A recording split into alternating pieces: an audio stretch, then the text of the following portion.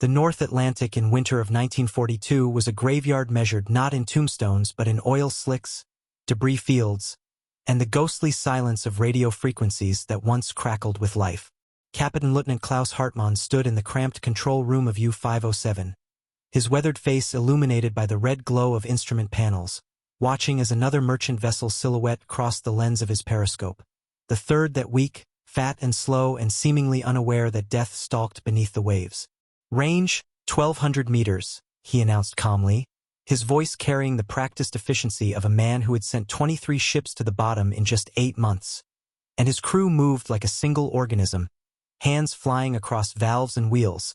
the submarine's electric motors humming their deadly song as the torpedo tubes flooded. This was the time the German submariners called Die Glückliche Zeit, the happy time, when Allied convoys burned across the Atlantic with such regularity that U-boat crews joked they could set their watches by the explosions, when the wolf packs hunted with impunity, when young captains became legends overnight and returned to Lorient or Kiel with victory pennants streaming from their conning towers, each symbol representing a ship, a crew, and all the precious cargo meant to keep Britain alive in this darkest hour. Hartmann himself had become something of a celebrity back home, his photograph appearing in Signal magazine beneath headlines proclaiming the invincibility of the Kriegsmarine's underwater hunters, mothers naming their sons Klaus in his honor, school children collecting cards bearing his image alongside aces like Gunther Prien who had dared to penetrate Scapa Flow itself, or Otto Kretschmer who had perfected the art of surface attacks at night, slipping between convoy columns like a ghost. But what Hartmann and his fellow U-boat commanders couldn't know, as they pressed their attacks with increasing ferocity through 1942, was that across the Atlantic in shipyards from Portland, Maine to Richmond, California, an industrial miracle was taking shape that would ultimately drown their wolf packs in a flood of welded steel,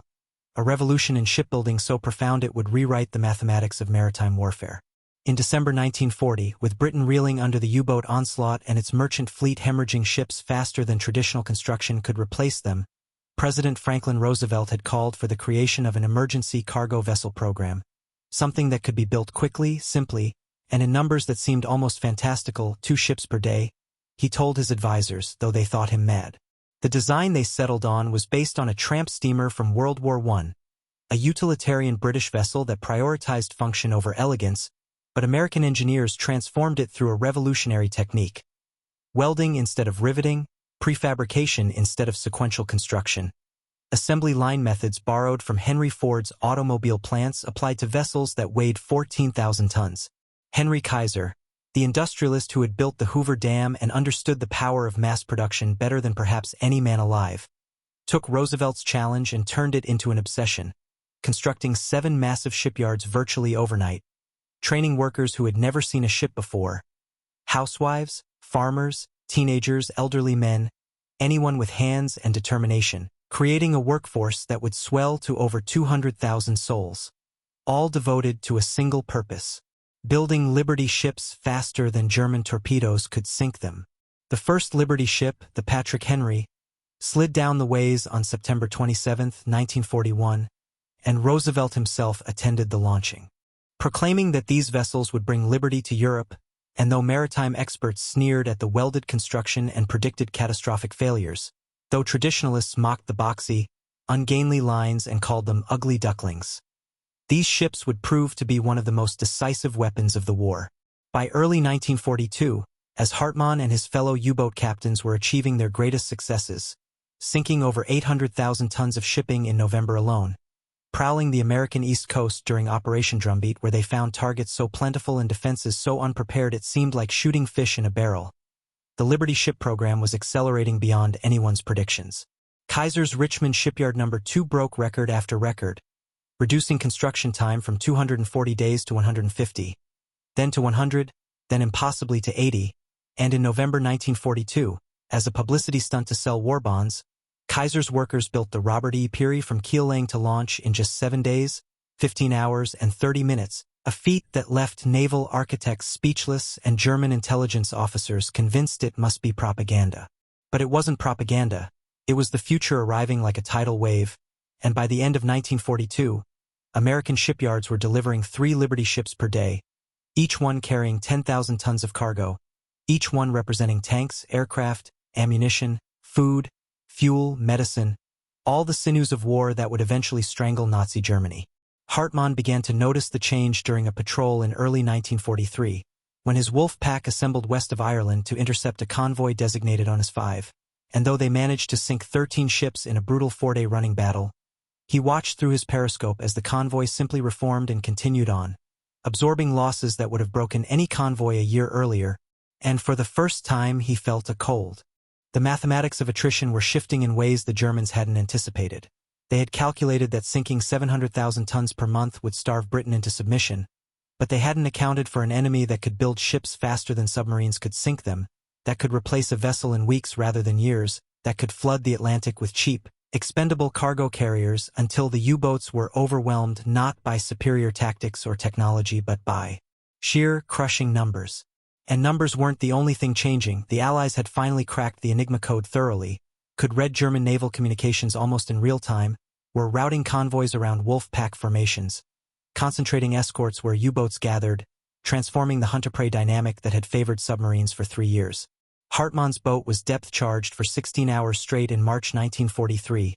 the hull groaning under pressure, light bulbs shattering, men weeping silently as destroyer propellers churned overhead, and when they finally escaped and surfaced in the pre-dawn darkness, the first thing he saw was a Liberty ship on the horizon, sailing alone and unescorted. So confident had the Allies become, and he let it pass because he didn't have the fuel or torpedoes to spare, didn't have the certainty anymore. That success was inevitable. In May 1943, the decisive turning point arrived when Admiral Karl Donitz, commander of the U-boat fleet, was forced to withdraw his submarines from the North Atlantic entirely after losing 43 boats in a single month. Black May, they called it, when the hunters became the hunted, when improved radar, long-range aircraft, escort carriers, and sheer weight of numbers turned the Atlantic from a German lake into a killing ground for submarines. Hartmann survived Black May, but barely, returning to Lorient with his boat so damaged it was nearly decommissioned. His crew hollow-eyed and traumatized. The victory pennants that once streamed proudly now seeming like artifacts from another age. And when he attended the mandatory briefing, Donitz himself stood before the assembled captains and told them the truth. They had lost the Atlantic, the tonnage war was lost, though they would continue to fight, continue to sail, because surrender was not an option and duty demanded it. By the summer of 1943, Liberty ships were being launched at a rate of 3 per day, and the American merchant marine, once devastated, now numbered in the thousands, a steel armada that overwhelmed Axis submarines through sheer proliferation, and these ships were everywhere. In the Mediterranean supporting the invasion of Sicily, in the Pacific island hopping toward Japan, in the Indian Ocean sustaining British forces in Burma, in the Arctic convoys to Murmansk braving ice and storms and the remnants of the Luftwaffe. The Liberty ships weren't beautiful or particularly well made. They suffered from structural problems, some broke in half in rough seas, welded hulls proving less forgiving than riveted ones under certain conditions. But they were good enough, and good enough in overwhelming numbers proved better than excellence in scarcity. On D-Day, June 6, 1944, Liberty ships formed the backbone of the invasion fleet, hauling tanks and trucks and supplies across the channel, and one vessel, the Charles Morgan, beached itself deliberately at Omaha Beach to serve as a makeshift pier when the Mulberry harbors were delayed, its captain calmly ordering the crew to run it aground at full speed, and it sat there for months, unloading vehicles directly onto the sand, a monument to pragmatic American ingenuity. Hartmann made 2 more patrols after Black May, increasingly desperate missions where U-boats operated more as targets than hunters, where young captains sailed out knowing the odds of return were 1 in 3, then 1 in 4, then worse, where boats were tracked from the moment they left port, and attacked by aircraft in the Bay of Biscay before they even reached open ocean, where the few ships they managed to torpedo were replaced before the debris settled. His final patrol came in August 1944, and U-507 was detected and destroyed by depth charges from a British destroyer escort south of Iceland, Hartmann and 7 crew members surviving to be fished from the freezing water, spending the rest of the war in a Canadian POW camp, and in the cold barracks at night he would sometimes calculate the numbers, realizing with a mixture of horror and respect that the Allies had built ships faster than Germany could build torpedoes to sink them, had industrialized naval warfare in ways that made traditional naval doctrine obsolete. By the time Germany surrendered in May 1945, American shipyards had built 2,710 Liberty ships, a fleet larger than the entire merchant marines of most nations, and they had done it in less than 4 years, an achievement that historians would call one of the great industrial miracles of the modern era, proof that free societies properly motivated could outproduce totalitarian ones despite all the propaganda about Germanic efficiency and American decadence. The Liberty ships continued serving long after the war. Some were scrapped, but many were sold to shipping companies worldwide, and into the 1960s and 70s you could still find them plying trade routes. Their welded hulls and triple expansion steam engines carrying cargo across oceans they had helped to liberate, and a few survive today as museum ships, monuments to the workers who built them, the sailors who crewed them, and the vision that recognized industrial capacity as the ultimate weapon. Hartmann, released from captivity in 1947, returned to Hamburg to find his city in ruins and his profession extinct. There was no merchant marine for former U-boat officers, no hero's welcome for men who had lost, and he eventually became an engineer, helping rebuild the docks his boats had once sailed from, and he never spoke much about the war except once to a grandson who asked what it was like. And he said simply that they had been brave and skilled and utterly outmatched by an enemy who understood that wars are won not by heroes but by factories,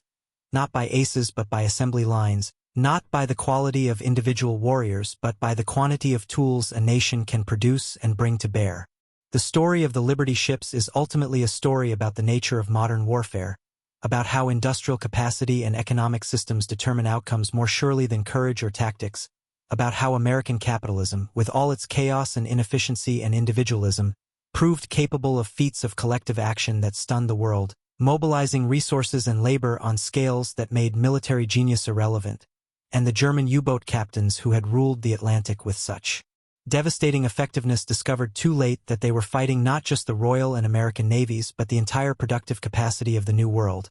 an enemy that could absorb losses that would cripple any other nation and simply build more ships, train more crews, send more convoys until the mathematics of attrition became insurmountable. Today, when we remember the Battle of the Atlantic, we tend to remember the dramatic moments, the sinking of the Bismarck, the hunt for U-boats, the desperate convoy battles. But the real turning point was quieter, happening in shipyards from coast to coast where workers with wrenches and welding torches forged victory one hull at a time, where Henry Kaiser's obsession with efficiency and Franklin Roosevelt's understanding of industrial warfare combined to create a weapon that couldn't be torpedoed or depth-charged or bombed, a system, an approach, a philosophy that said America would win not because its warriors were better but because it could build faster, produce more, outlast any enemy through sheer material abundance. And the Liberty ships, those ugly, utilitarian, mass-produced vessels that traditional shipbuilders had scorned,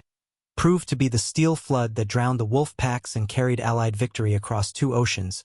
transforming the mathematics of war in ways that would echo through every conflict since, establishing the template for American military dominance that persists to this day, built not on martial tradition or strategic genius but on something more fundamental, the ability to mobilize an entire continent's industrial capacity and focus it like a weapon until enemies who seemed invincible simply drowned in the abundance of American production. Retry 6,000 words UMF The Iron Wolves and the Steel Flood. How America's Liberty ships broke the U-boat stranglehold. The North Atlantic in winter of 1942 was a graveyard measured not in tombstones but in oil slicks, debris fields, and the ghostly silence of radio frequencies that once crackled with life. Captain Lieutenant Klaus Hartmann stood in the cramped control room of U-507, his weathered face illuminated by the red glow of instrument panels, watching as another merchant vessel's silhouette crossed the lens of his periscope. The third that weak, fat and slow and seemingly unaware that death stalked beneath the waves. His hands, calloused from years of gripping cold steel wheels and levers, trembled not from fear but from anticipation. The same feeling a hunter gets when prey wanders into the perfect killing ground. Range, 1,200 meters, he announced calmly, his voice carrying the practiced efficiency of a man who had sent 23 ships to the bottom in just 8 months, each sinking etched into his memory like notches on a gunfighter's belt. And his crew moved like a single organism, hands flying across valves and wheels, the submarine's electric motors humming their deadly song as the torpedo tubes flooded with seawater. The sound of compressed air hissing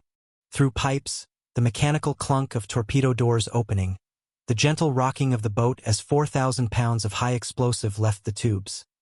These were the rhythms of death that had become as familiar as breathing. "Los!" Hartmann commanded, and 4 torpedoes streaked toward the unsuspecting freighter, their wakes barely visible in the dark water, and he counted silently in his head, 45 seconds at this range, 46, 47. And then the night exploded in orange flame as the first torpedo struck amidships, followed by a second that broke the vessel's back, and he watched through the periscope as men scrambled across tilting decks, lifeboats swinging wildly, tiny figures in the distance whose faces he would never see, whose names he would never know, and within 6 minutes the ship was gone, leaving only burning oil and wreckage and men swimming in water cold enough to kill in 15 minutes. This was the time the German submariners called Die Glückliche Zeit, the happy time, when Allied convoys burned across the Atlantic with such regularity that U-boat crews joked they could set their watches by the explosions. When the wolf packs hunted with impunity along the American eastern seaboard where cities refused to dim their lights and merchant ships sailed alone and unescorted like sheep wandering into a den of wolves, when young captains became legends overnight and returned to Lorient, or Kiel with victory pennants streaming from their conning towers, each symbol representing a ship, a crew, and all the precious cargo meant to keep Britain alive in its darkest hour. Hartmann himself had become something of a celebrity back home, his photograph appearing in Signal magazine beneath headlines proclaiming the invincibility of the Kriegsmarine's underwater hunters, his iron-gray eyes staring out from newsstands across the Reich, mothers naming their sons Klaus in his honor, school children collecting cards bearing his image alongside aces like a ghost and firing at point-blank range before diving away into darkness, or Joachim Schepke, who had once sunk 7 ships in a single night. These were the paladins of the Third Reich's naval war, the men who struck at Britain's lifeline, and they knew with absolute certainty that they were winning, that tonnage sunk exceeded tonnage built, that the mathematics of attrition favored Germany, that eventually Britain would starve or surrender or both, and America's entry into the war only provided more targets. The wolf pack tactics perfected by Admiral Karl Donitz were devastatingly effective. U-boats would spread across likely convoy routes, and when one spotted prey, it would shadow at a distance and radio the coordinates, and the pack would assemble like sharks drawn to blood, attacking at night from multiple directions simultaneously, overwhelming the escorts, and in those desperate hours merchantmen would scatter in panic while destroyers raced about dropping depth charges at phantom contacts. And U-boats moved between burning ships like reapers harvesting wheat. The statistics were horrifying. In 1942 alone, U-boats sank over 6 million tons of Allied shipping, more than 1,000 ships sent to the bottom, and British planners calculated that at this rate, the island would be bled white by mid-1943,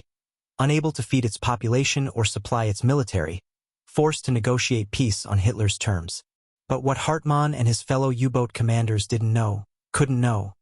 as they pressed their attacks with increasing ferocity through 1942, was that across the Atlantic, in shipyards from Portland, Maine to Richmond, California, an industrial miracle was taking shape that would ultimately drown their wolf packs in a flood of welded steel.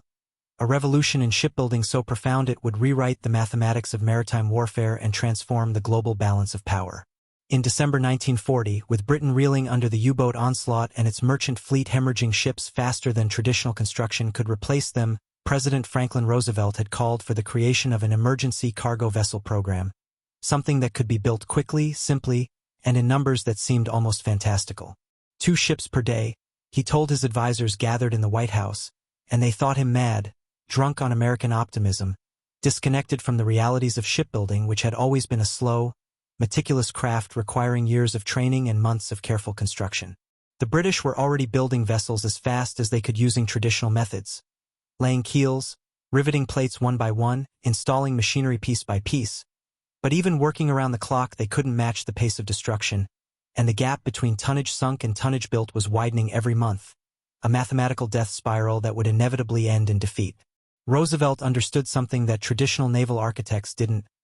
This wasn't about building the best ships, it was about building enough ships, and enough meant thousands, meant an entirely new approach to naval construction, meant treating shipbuilding like an industrial process rather than a craft. The design they settled on was based on a tramp steamer from World War I, a British vessel called the Sunderland that had been slow, ugly, and utterly reliable, but American engineers transformed it through revolutionary techniques that would make traditional shipbuilders weep. Instead of riveting, they would weld, joining steel plates with electric arcs in a process that was fast, required less skilled labor, and created stronger joints, though this was hotly debated at the time, with old-school shipwrights insisting that welded hulls would crack and fail, that riveting had served the maritime world for centuries and changing it was reckless folly. Instead of building ships sequentially from keel to deck, they would prefabricate entire sections in different parts of the shipyard. Bow sections, stern sections, midship sections, deckhouses, and assemble them like pieces of an enormous puzzle, using massive cranes to lift units weighing hundreds of tons into place. Instead of custom-fitting each component, they would standardize everything, making parts interchangeable between ships, creating economies of scale that would allow them to order propellers, boilers, engines, and winches by the hundreds and install them on assembly lines. It was Henry Ford's automobile manufacturing philosophy applied to vessels that weighed 14,000 tons and stretched 441 feet from stem to stern. Henry Kaiser, the industrialist who had built the Hoover Dam and understood the power of mass production better than perhaps any man alive,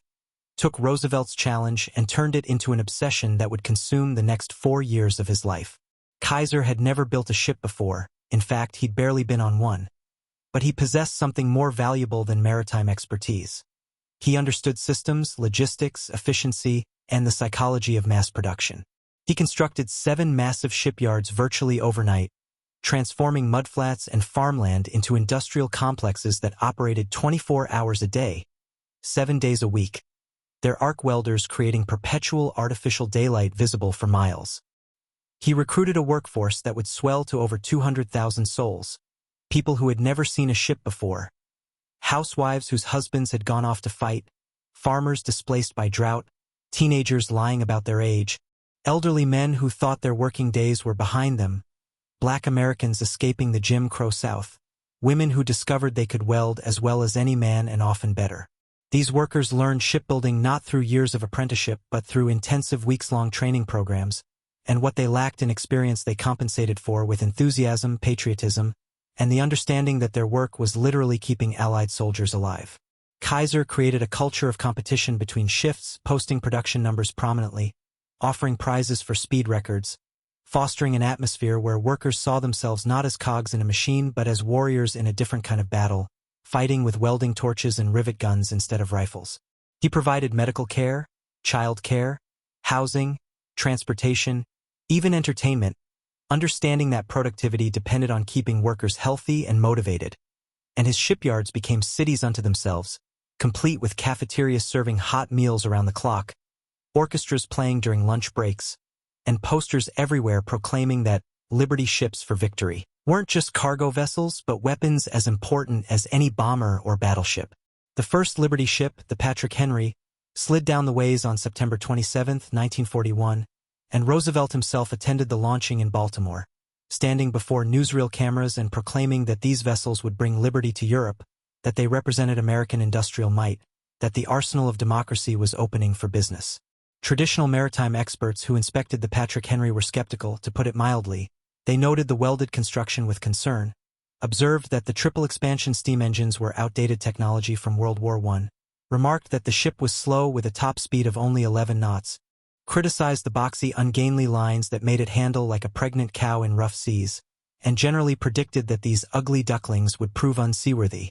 would break apart in Atlantic storms, would be death traps for the merchant sailors forced to crew them. Some of the skepticism was justified. Early Liberty ships did suffer from structural problems, particularly stress fractures around the welded joints in cold water, and several ships literally broke in half, their welded hulls proving less forgiving than riveted construction under certain conditions, leading to urgent engineering modifications that added steel strapping to vulnerable areas. But what the critics missed was that these ships didn't need to be perfect. They needed to be good enough, and good enough in overwhelming numbers would prove more decisive than excellence in scarcity. The Liberty ship program accelerated beyond anyone's predictions as 1941 turned into 1942,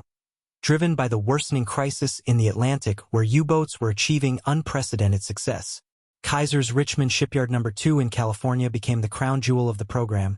breaking construction records that seemed impossible, reducing build time from 240 days to 150, then to 100, then impossibly to 80 days from keel laying to launch, and each reduction came from tiny improvements, better organization of materials, smarter workflow design, innovative prefabrication techniques, incentive programs that rewarded speed without sacrificing safety. In November 1942, as a publicity stunt designed to sell war bonds and demonstrate American industrial superiority, Kaiser's workers bet they could build a complete Liberty ship in less than 2 weeks. a claim so audacious that journalists descended on Richmond expecting to witness a spectacular failure. They assembled the Robert E. Peary from scattered pieces of steel on November 8th, working around the clock with cameras rolling, and 4,000 workers moved like a choreographed army. Welding teams working in perfect rotation so torches never cooled, crane operators swinging massive sections into place with balletic precision, electricians and pipefitters swarming through newly assembled compartments, and 7 days, 15 hours, and 30 minutes after the keel touched the slipway,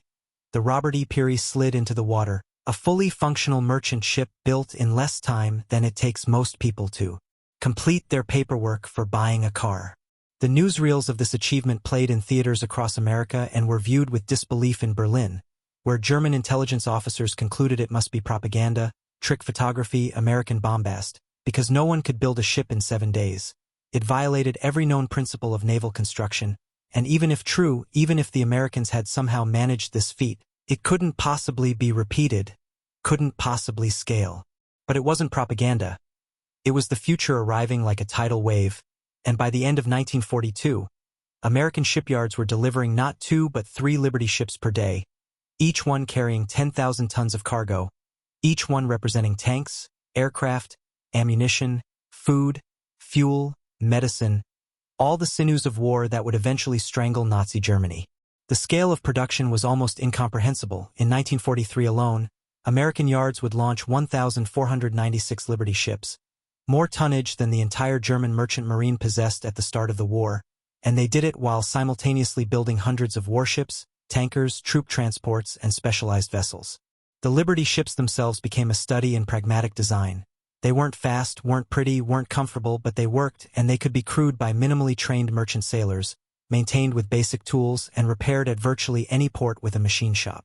Their holds could carry Sherman tanks, or fighter aircraft, or locomotives, or 5,000 tons of wheat, or 1,000,000 gallons of aviation fuel. And while individual ships were vulnerable to U-boats, collectively they represented an unstoppable flood of material flowing eastward across the Atlantic. The psychological impact on Allied planners was profound. Suddenly the mathematics of the tonnage war looked entirely different, because even if U-boats maintained their sinking rate of 6 million tons per year, American yards were building 8 million tons per year, and the gap was widening every month as more shipyards came online.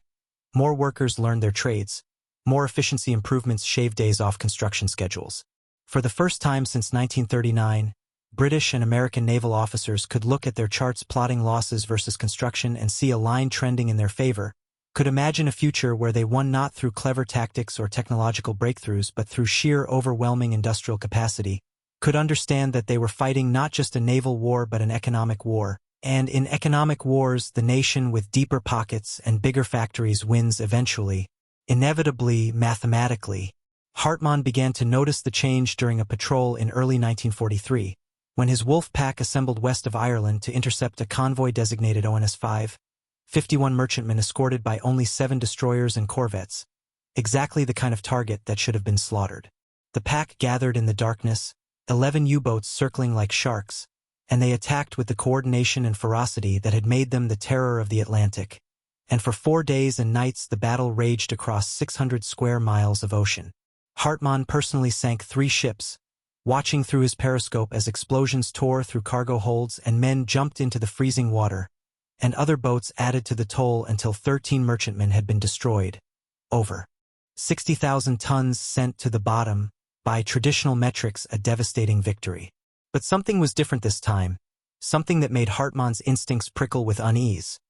The convoy didn't break up, didn't scatter in panic as convoys had done a year earlier. Instead it reformed its columns and continued eastward, absorbing losses that would have paralyzed any convoy in 1941. And the escorts fought back with a ferocity and competence that suggested extensive training and new equipment, their depth charges more accurate, their radar more effective, their tactics more sophisticated. The Germans lost 2 U-boats in the battle. Boats simply disappeared from the radio net, and when Hartmann's boat was depth-charged for 6 hours straight by a persistent corvette, he realized that the balance had shifted in ways he didn't fully understand. Through his periscope he watched the surviving merchantmen sailing on toward Britain, and for the first time he felt a cold finger of doubt trace his spine, because the Allies had lost 13 ships but they acted like they hadn't lost anything at all. Like those ships were expendable, replaceable, meaningless in the larger scheme, And he thought about the intelligence briefings that mentioned American shipyards building vessels at unprecedented rates and wondered if perhaps those reports weren't exaggerated after all. The mathematics of attrition were shifting in ways the Germans hadn't anticipated and couldn't counter. They had calculated based on traditional shipbuilding rates that sinking 700,000 tons per month would starve Britain into submission within a year, but those calculations assumed that building ships took 18 months and required skilled craftsmen and specialized facilities, assumptions that had been valid for centuries but were suddenly obsolete. The Liberty ship program had changed the fundamental equation of naval warfare by industrializing ship construction, by treating merchant vessels as mass-produced commodities rather than individually crafted artifacts, and the Germans had no answer for this because their own industrial base was already stretched thin supporting the Wehrmacht's campaigns in Russia and North Africa, and they lacked the resources, the raw materials, the oil, the workforce, and frankly the imagination to replicate what America was doing. Dönitz kept demanding more U-boats, insisting that he needed 300 operational boats to strangle Britain, but German shipyards could produce only about 20 submarines per month, and as Allied anti-submarine warfare improved, U-boats were being sunk faster than they could be replaced, and the average life expectancy of a U-boat crew dropped from multiple patrols to 1 or 2, and young men reported to submarine school knowing they were probably volunteering for suicide missions. The Allies had cracked the Enigma code more thoroughly than the Germans realized, could read naval communications almost in real time,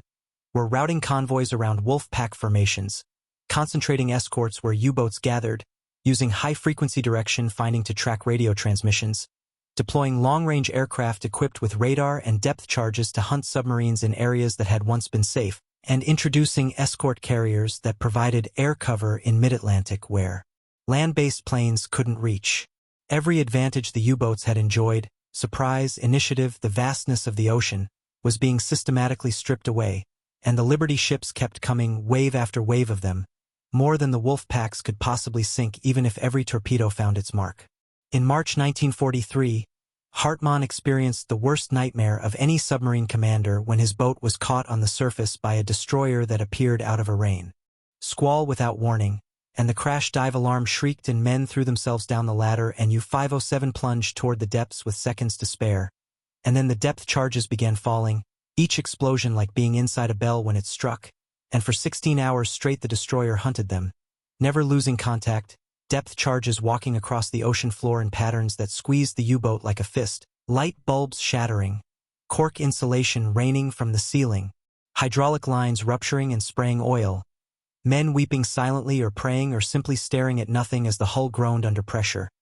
plates popping with sounds like gunshots, and everyone knew that the next charge could be the one that cracked them open like an egg and killed them all in seconds as seawater crushed them or drowned them in darkness. They survived by going deep,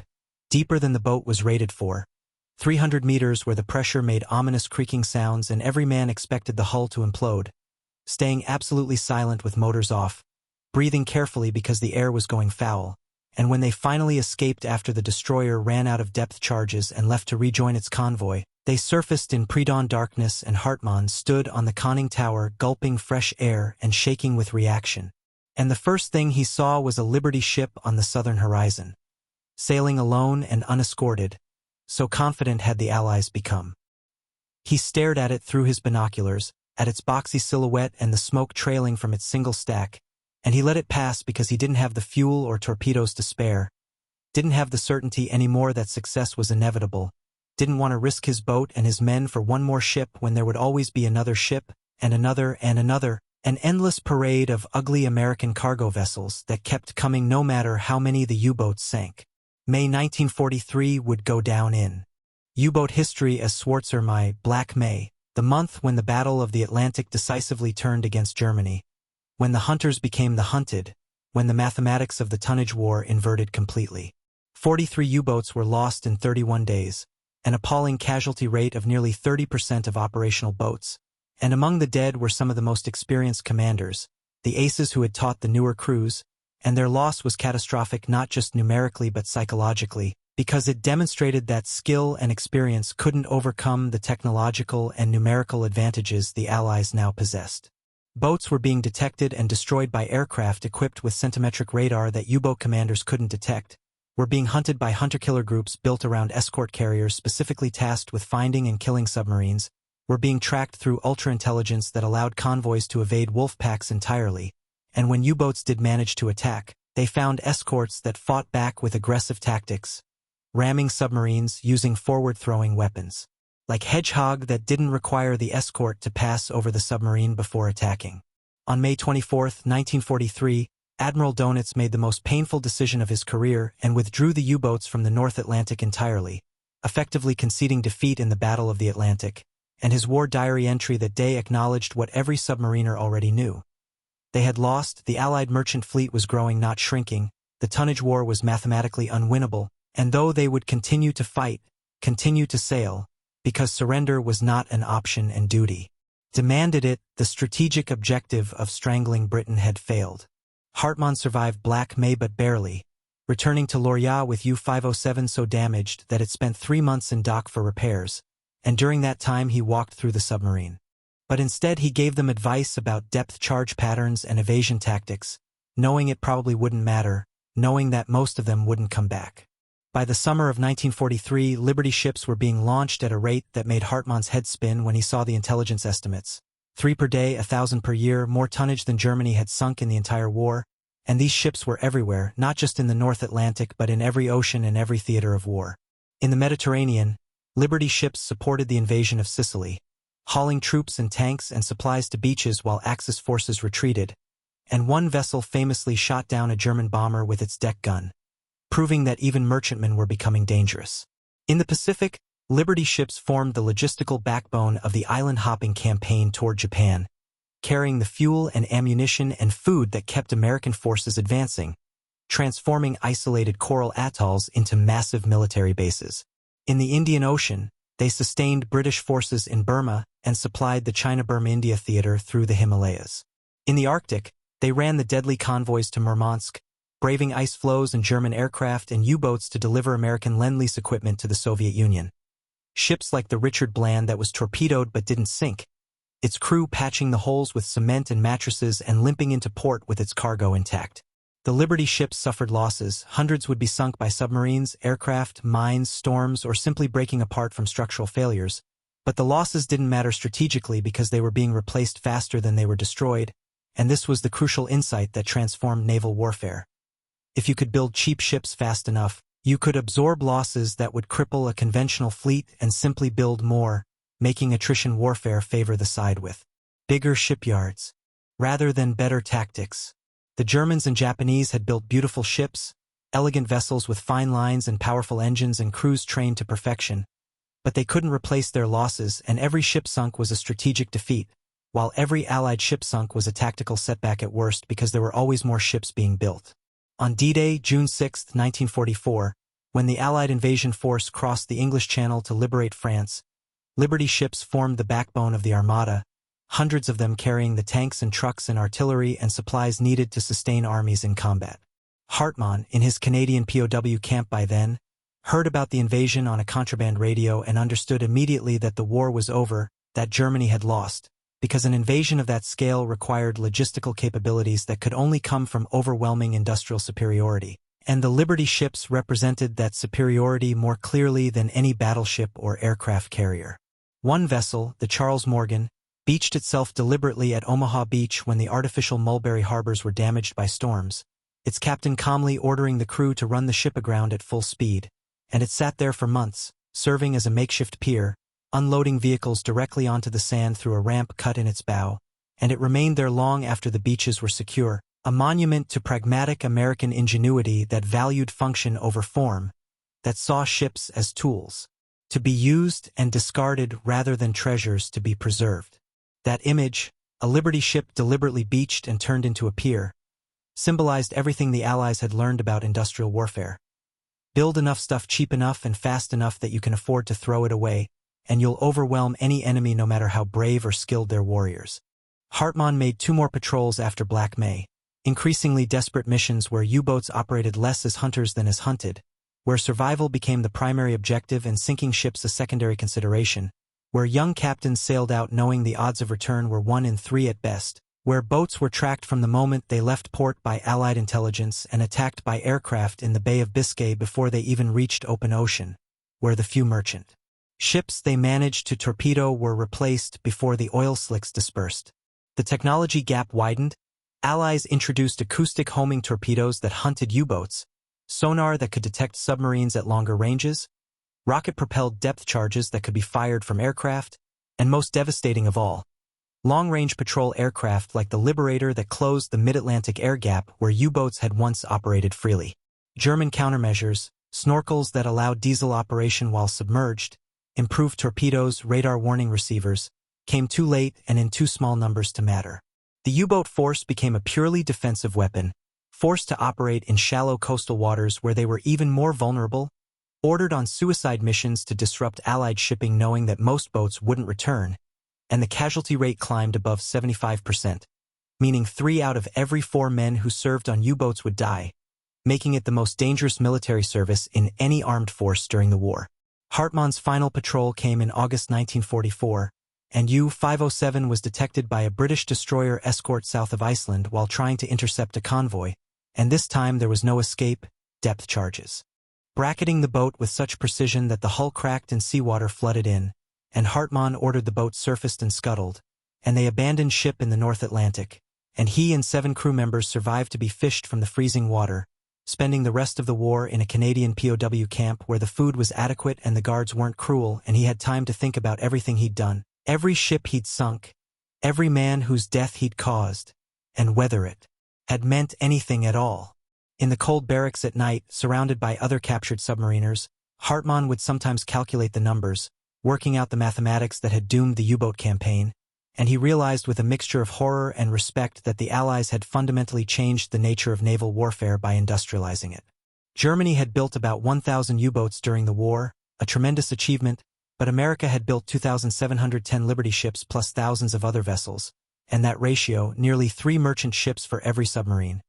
meant that even if every U-boat sank several ships before being destroyed, the Allies would still win the tonnage war, would still maintain the supply lines to Britain, would still have the logistical capacity to project power across oceans. The Germans had fought brilliantly, tactically, courageously, and it hadn't mattered because they were fighting an enemy that had industrialized warfare more completely than anyone had thought possible, an enemy that could absorb losses that would break any other nation and simply build more equipment, train more soldiers, send more supplies until the sheer weight of material crushed all opposition. Hartmann had sunk over 100,000 tons of Allied shipping, had been decorated with the Knight's Cross, had his picture in magazines, and none of it had mattered because for every ship he sank, American shipyards built 3 more, and his career as a U-boat ace had been strategically meaningless, a footnote in a war decided not by warriors but by welders, not by tactical genius but by assembly lines, not by the quality of individual combatants but by the quantity of equipment a nation could produce and deliver to the battlefield.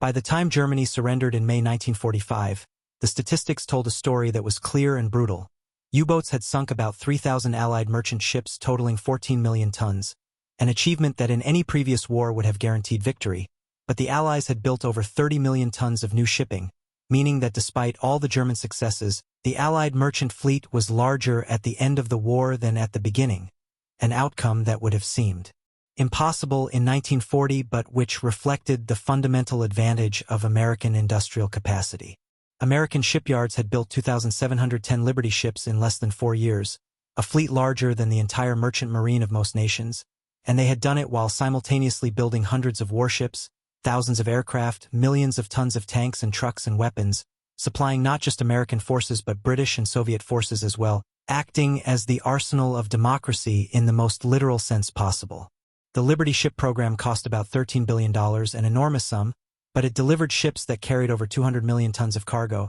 and that cargo, tanks that fought at Kursk, aircraft that bombed Berlin, fuel that powered the drive across France, food that kept Britain from starving, was worth infinitely more than its cost, represented the difference between victory and defeat, between liberation and subjugation. The men and women who built those ships, the welders and crane operators and electricians and pipe fitters who worked around the clock in shipyards across America, had won the Battle of the Atlantic as surely as any destroyer captain or anti-submarine warfare specialist, and they had done it with tools rather than weapons, with industrial capacity rather than tactical brilliance, with the understanding that modern warfare is ultimately about logistics, production, and the ability to sustain operations over time. The Liberty ships continued serving long after the war ended, proving more durable and valuable than their critics had predicted. Some were scrapped immediately as surplus tonnage, but many were sold to shipping companies worldwide, and into the 1960s and 1970s you could still find them plying trade routes from Singapore to San Francisco, their welded hulls and triple-expansion steam engines carrying cargo across oceans they had helped to liberate, flags of dozens of nations flying from their sterns. A few underwent conversion to specialized purposes. One became a floating hospital, another a missile tracking station, several were turned into barracks ships or storage vessels, and one even served as a floating museum. The SS John W. Brown and SS Jeremiah O'Brien survive today as museum ships, maintained by volunteers and occasionally taken out for cruises. Their steam engines still operational. Their cargo holds empty now but once filled with the material that changed history, and visitors can walk their decks and see the cramped crew quarters and the gun tubs where merchant sailors manned anti-aircraft weapons and the helm where captains steered through U-boat-infested waters. And they can try to imagine what it was like to sail across the North Atlantic in winter knowing that torpedoes could strike at any moment, knowing that if your ship was hit you had perhaps 10 minutes to abandon ship before it sank, knowing that the water was cold enough to kill in 15 minutes and rescue might never come. The Liberty ship sailors were civilians, merchant mariners who signed up knowing the dangers, and they suffered casualty rates comparable to military services, with over 9,000 American merchant sailors killed during the war, and they received no medals or glory, just paychecks and the knowledge that they were keeping the supply lines open, that armies fought on what they carried, that victory depended on their willingness to sail into danger month after month, convoy after convoy until the war was won. Hartmann, released from captivity in 1947, returned to Hamburg to find his city in ruins and his profession extinct. There was no merchant marine for former U-boat officers, no hero's welcome for men who had lost, no parades or medals or government positions, just suspicion and silence and the need to rebuild lives and a nation from ashes. He eventually became a marine engineer, helping rebuild the docks and harbors his boats had once sailed from, and he lived quietly in a small apartment overlooking the Elbe River where merchant ships of all nations passed daily. And he never spoke much about the war except once to a grandson who asked what it was like to be a U-boat captain, and Hartmann thought carefully before answering, choosing his words with precision. "We were brave," he said finally. "And we were skilled, and we fought as hard as any men have ever fought, and we were utterly outmatched by an enemy who understood something we didn't. They understood that wars are won not by heroes but by factories, not by aces but by assembly lines, not by the quality of individual warriors but by the quantity of tools a nation can produce and bring to bear. We sank their ships by the hundreds and they built ships by the thousands, and in the end mathematics doesn't care about courage." He paused, looking out at the river where a rusting freighter was passing, probably built in some Asian shipyard, carrying cargo from one continent to another, part of a globalized trading system that the Liberty ships had helped to create. The Americans won because they turned warfare into an industrial process, Hartmann continued. And once warfare becomes industrial, the nation with bigger factories wins, always, inevitably, regardless of tactics or training or will to fight. We learned that too late to matter. The story of the Liberty ships is ultimately a story about the nature of modern warfare and how it transformed during World War II from a contest of military skill to a contest of industrial capacity, and how American capitalism, with all its chaos and inefficiency and individualism, proved capable of feats of collective action that stunned the world, mobilizing resources and labor on scales that made military genius less relevant than production quotas. The German U-boat captains who had ruled the Atlantic with such devastating effectiveness during the happy times discovered too late that they were fighting not just the Royal Navy and United States Navy, but the entire productive capacity of the American continent. An enemy that could absorb losses that would cripple any other nation and simply build more ships, train more crews, send more convoys until the mathematics of attrition became insurmountable and resistance became futile. The Liberty ships were never beautiful. They were boxy and slow and uncomfortable. Their crews called them floating coffins and Kaiser's coffins, and maritime purists sneered at their welded construction and mass production methods. But they were effective, and effectiveness in overwhelming abundance proved more decisive than elegance in scarcity. And that lesson would echo through every conflict that followed, establishing patterns of American military dominance that persist into the 21st century. The Liberty ship program represented a fundamental insight about industrial warfare that other nations learned too slowly or not at all. In modern conflicts between industrialized powers, Victory goes not to the side with better soldiers or generals or weapons, but to the side that can produce more of everything, more ships, more planes, more tanks, more ammunition, and sustain that production long enough to overwhelm the enemy's capacity to resist. And America in 1942 possessed industrial capacity that dwarfed all other nations combined, capacity that had been built during decades of capitalist expansion and was suddenly focused like a weapon on a single objective. The shipyards that built Liberty ships employed techniques that would transform American industry permanently: prefabrication, modular construction, interchangeable parts, assembly line methods, incentive programs, systematic training of unskilled workers. And after the war, these techniques migrated into other industries, building the suburbs and factories and infrastructure of the post-war economic boom, creating the prosperity that defined the American century. Today, when historians analyze the turning points of World War II, they focus on dramatic military engagements: Midway, Stalingrad, El Alamein, D-Day. But the real turning point may have been quieter, less cinematic, happening in shipyards from coast to coast, where workers with wrenches and welding torches forged victory one hull at a time, where Henry Kaiser's obsession with efficiency and Franklin Roosevelt's understanding of industrial warfare combined to create a weapon that couldn't be torpedoed or depth-charged or bombed because it wasn't a weapon at all but a system, an approach, a philosophy that said America would win not because its warriors were braver but because it could build faster, produce more, outlast any enemy through sheer material abundance. The Liberty ships, those ugly utilitarian mass-produced vessels that traditional shipbuilders had scorned and maritime experts had predicted would fail catastrophically, proved to be one of the most decisive weapon systems of the entire war, more important than any battleship or bomber, because they solved the fundamental problem that had plagued Allied strategy from 1939 to 1942: how to keep Britain supplied and fighting while projecting power across two oceans simultaneously. The answer wasn't better convoy tactics or improved anti-submarine warfare, though both helped, but rather building so many cargo vessels that losses became acceptable, even anticipated, factored into planning as inevitable costs of doing business rather than strategic catastrophes. When a Liberty ship was sunk, it was tragic for the crew but irrelevant strategically because 3 more were being launched that week, and this calculus, this ability to absorb attrition that would paralyze any other nation, gave the Allies an insurmountable advantage that no amount of German tactical brilliance could overcome. The human cost of the Liberty ship program is easy to overlook amid the statistics and production records. The workers who died in shipyard accidents, falling from scaffolding or crushed by swinging steel plates or electrocuted by faulty equipment, the merchant sailors who went down with their ships, men as young as 16 and as old as 70 who signed up to sail into submarine-infested waters for wages that barely compensated for the risks, the families who lost sons and fathers and husbands to a war that was supposed to be fought by soldiers in uniform but which actually required everyone's participation, everyone's sacrifice, everyone's willingness to contribute to collective survival. The shipyard workers labored under conditions that would horrify modern safety inspectors: minimal protective equipment, inadequate lighting, exposure to toxic fumes and metal dust, shifts that stretched 12 or 16 hours when deadlines loomed, and the pressure of knowing that delays measured in days could translate to soldiers dying for lack of supplies thousands of miles away. Women who had never held paying jobs before learned to weld steel plates in perfectly straight seams, discovered strengths they hadn't known they possessed, earned wages that gave them independence and purpose, and then after the war were expected to return quietly to domestic roles, though many refused, having tasted equality and found it addictive. African Americans who migrated north and west to work in Kaiser's shipyards encountered different kinds of discrimination than they'd known in the South, but also opportunities that hadn't existed before,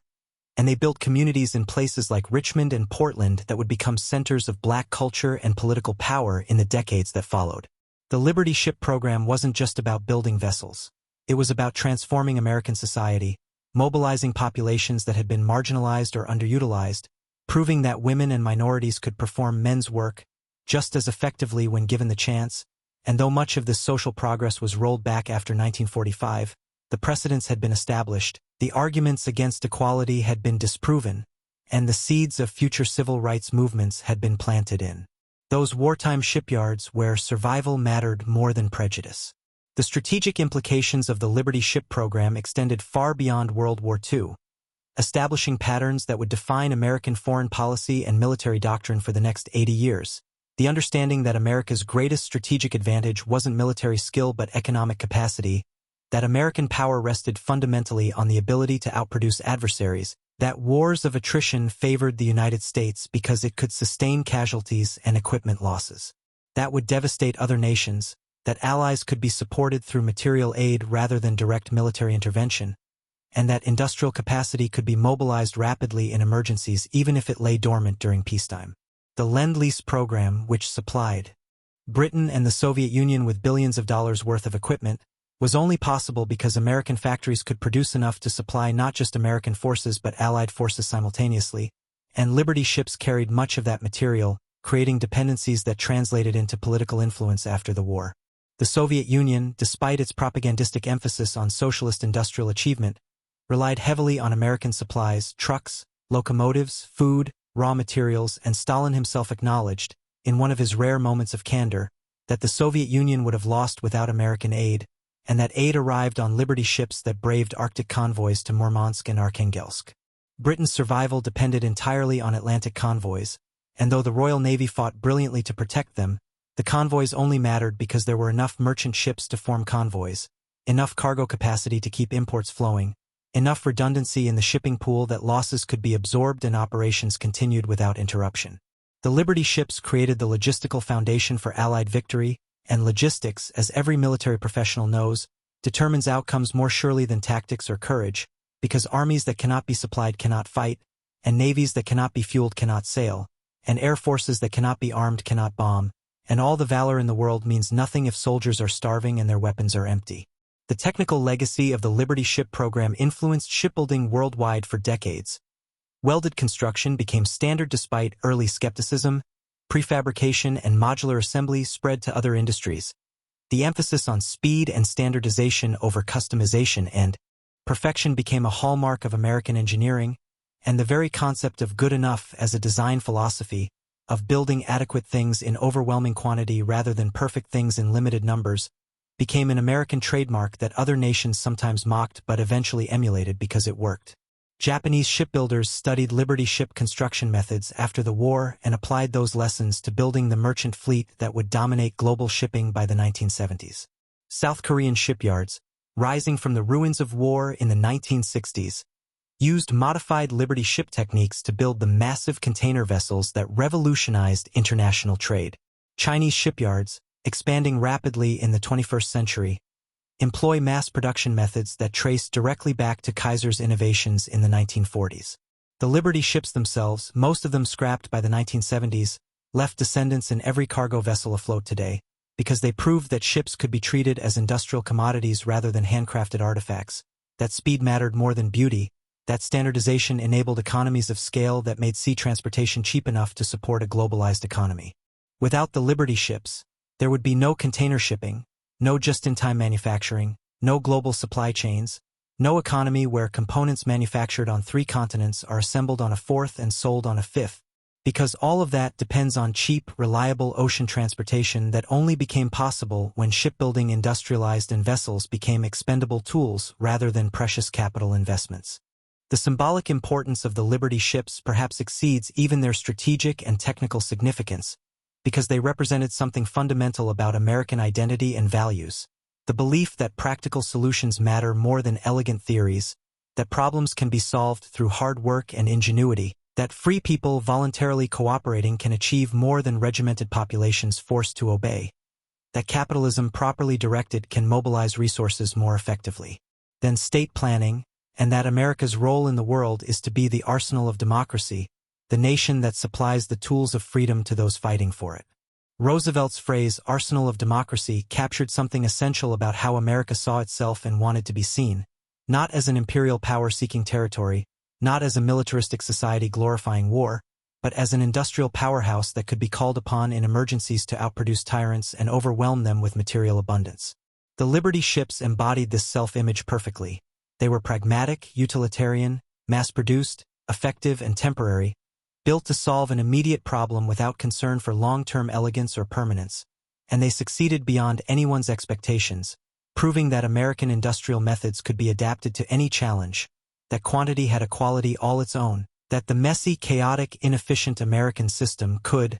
when necessary, outperform the regimented efficient, authoritarian systems it opposed. The Germans had built U-boats that were engineering marvels, submarines that represented the cutting edge of naval technology, vessels that required tremendous skill and training to operate effectively, and they had deployed these submarines with tactical doctrine that made them devastatingly effective, and it hadn't mattered because the Americans built cargo ships like Ford built cars, cranking them out on assembly lines, treating them as disposable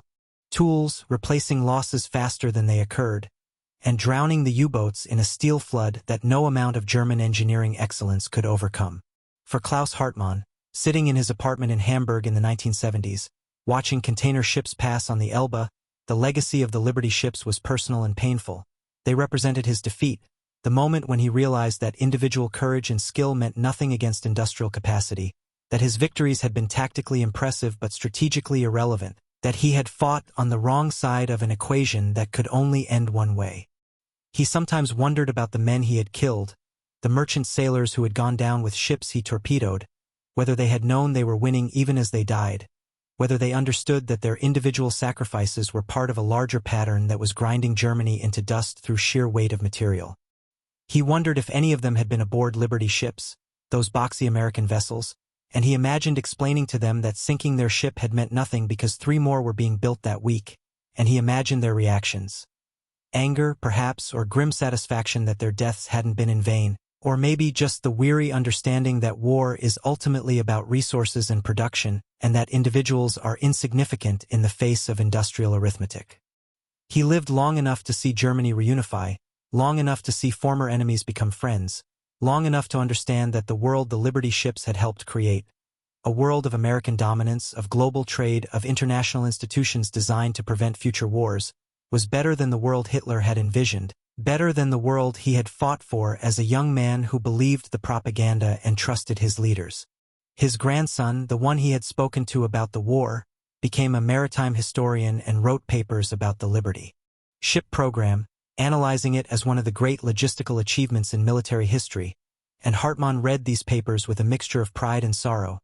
proud that his grandson was carrying forward memory and understanding, sorrowful that the lessons had cost so many lives to learn. The final accounting of the Liberty ship program reveals numbers that still stagger the imagination.